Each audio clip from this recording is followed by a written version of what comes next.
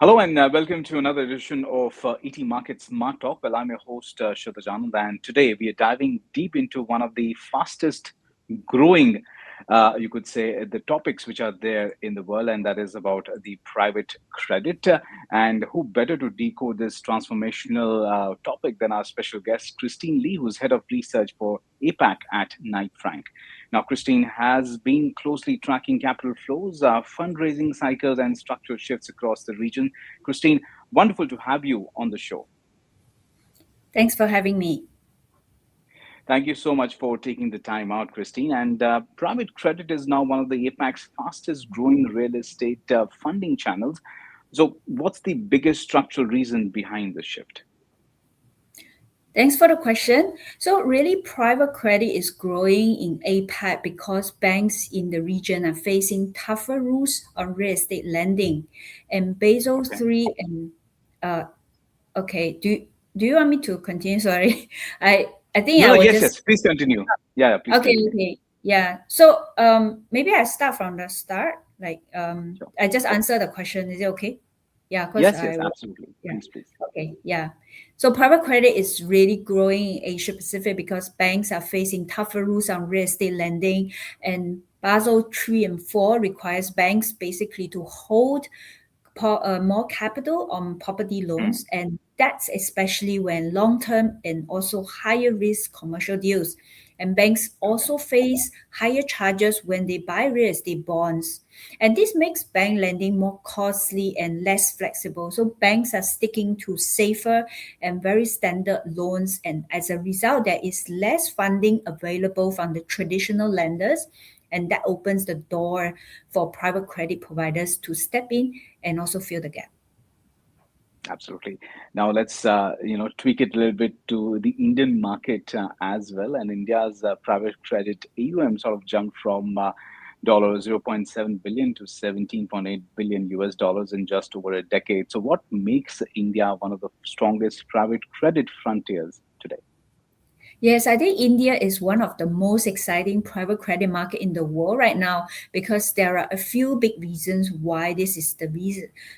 First, the rules have really improved. You can see India's insolvency and also bankruptcy reforms Right. means lenders have more and better protections than before. So investors do feel more confident putting money to work. And secondly, the returns are strong. If you look at India private credit, they can deliver about 12 to 21% IRR, which is well above what you can get from the traditional Mm, fixed income products. And finally, developers really want this kind of financing. Private credit is faster and more flexible and more tailored towards what banks can usually provide. And it fills the gaps that traditional lenders leave behind. And that's the reason why the demand surged. absolutely. And, I was reading one of the reports and it suggested that India could contribute, probably 30% of all APAC private credit fundraising by 25. What is driving these dominance? If you are looking at the numbers, yes, India has contributed to 30% of all APAC private credit fundraising by 2025. And why is this happening? I think a few things. Firstly, private credit is really filling the real funding gap. So developers in India, they often face tighter rules and risk limit from banks and also traditional lenders. So they are really turning to private credit for financing they can't get elsewhere. And secondly, private credit also give them what they want, the flexibility and the speed.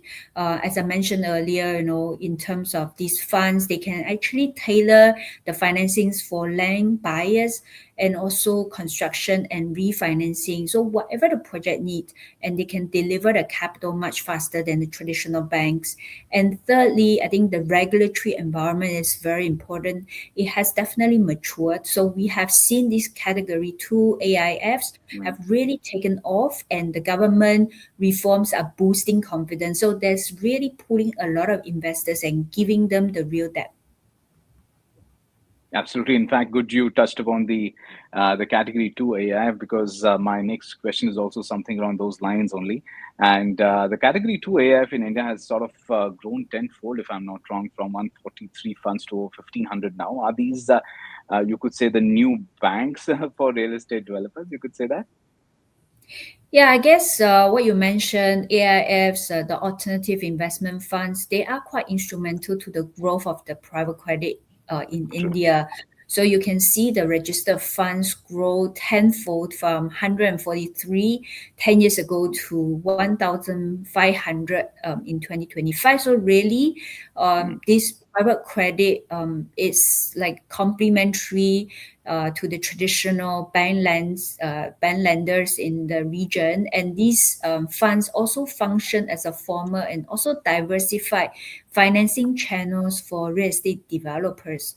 So private credit, I think, is not replacing banks in APAC, but India saw these AIFs, they have really become a formal source of financing for real estate developers, and basically shows how quickly the market is becoming more institutionalized and more professional. absolutely. And one of the things which is required for an industry to bloom and mature is the foreign capital, which is especially sovereign funds and global credit platforms, which is flowing into India. So, how does India stands out? Sort of stand out relative to, let's say, Korea, Japan, or Hong Kong in that space? Hmm. I think India really stands out because of the private credit boom is being driven by the real structural reforms and also the strong economic growth. It's becoming one of the most dynamic private funding market in Asia Pacific, but the rest of the region look quite different, especially if you look at Japan. The Mhm. market is actually dominated by big domestic banks and ultra low interest rates. So that makes it hard for private lenders to compete, and the opportunities are very much in very specialized sectors such as the mezzanine financing and also the sponsor-backed financing. And for Hong Kong, it's mostly the opposite story because banks are dealing with a very serious liquidity squeeze and commercial property values have dropped more than 30%. And that's turned private credit into something of a distressed financing market. South Korea sits sometime somewhere in between, and regulators basically tighten lending rules and banks becoming more cautious. So private credit stepped in, especially in the fast growing sectors like your data center and your logistics. Whereas the story for India is really about the improved regulatory environment, such as your changes to the insolvency and the bankruptcy code. So the market is Mm. becoming more institutionalized, and these funds also offer very high returns, and that fulfills the funding gap across all kinds of real estate projects, especially for housing. Absolutely. Now, APAC sort of only accounts for 5% of global private credit dry powder, you could say that, but India attracts 36% of the APAC's real estate credit capital. Now, so is India overweight in global portfolios? Hmm. I think you can see that the number shows that APAC is still a very small player in the global private credit market because Mm, as of mid 2025, APAC only accounts about 5% of all the monies being targeted for private credit fundraising worldwide. And most of the actions is still in North America and the Europe. But within this small APAC market, India, I would say, really punches above its weight because India put 36% of all these real estate private credit capital raised in the region, second only to Australia, which stands at 40%. So while APAC overall is somewhat underdeveloped, I think India is clearly one of the most attractive markets. But the data doesn't say India is overweight. It just mm, shows that there's huge room to grow for both India as well as the region. absolutely. Now, lastly, what trends is it? ESG, co-living, student housing, industrial parks will see the most credit developments in India. Private credit in India has traditionally really focused on the residential sector. Developers developers basically like, all the flexible terms, especially when the housing market was going through the boom. And looking ahead, investors are widening the scope. I think they have seen the early success, and in big markets like your NCR, your Mumbai, and Bangalore, private credit is also now flowing into office, warehouses, as well as residential development projects. And the structure is helping the funds to afford to basically fund the affordable housings and also large townships. And in terms of the share, I would say India private credit takes up about 17% for office and about 5% around logistics. Absolutely. Well, on that positive note, Christine, thank you so much for your time and insights. And this has been a masterclass in understanding how private credit is reshaping India and APAC real estate markets. Well, to our viewers, thank you for joining us on ET Market Smart Talk. Thank you so much for your time, Christine. Then. Thank you for having me.